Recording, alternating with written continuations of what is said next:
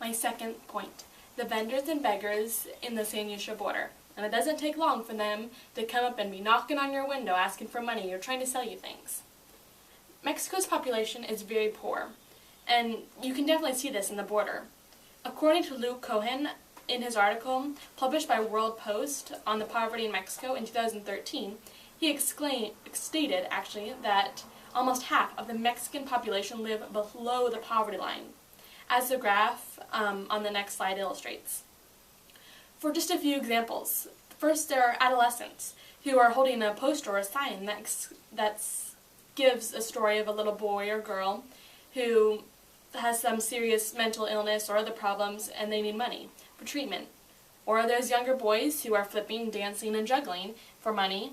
Poor mothers and fathers trudge along with their children with little lollipops to sell. The same with elders who are trying to sell packs of gum or something like that.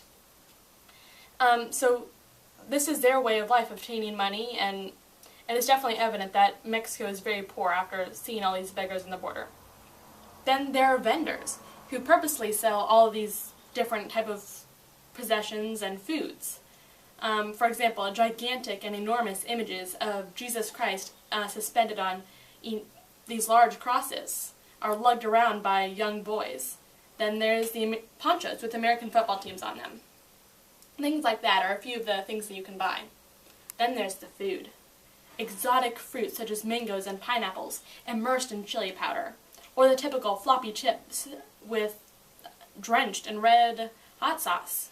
These are just a few of the intriguing, possibly edible snacks that are available for purchase. Then there's that strawberry ice cream or helado de fresa that you can buy. Or the typical authentic Mexican tacos or churros. Personally, my favorite are the churros because they're soft and gooey on the inside with cinnamon and sugar on top. But I must warn you that as soon as you roll down your windows to buy one thing, all the beggars and vendors will flock to you like vultures on a carcass. I should also advise that you cannot bring certain produce and meats into the U.S., so it's best to eat all of the food before you get to the inspection station. Otherwise, the patrol officers will confiscate them and fine you, and you don't want that. So, after looking at the beggars and vendors present in the border crossing, let's move on to my third and final point, the security inspection.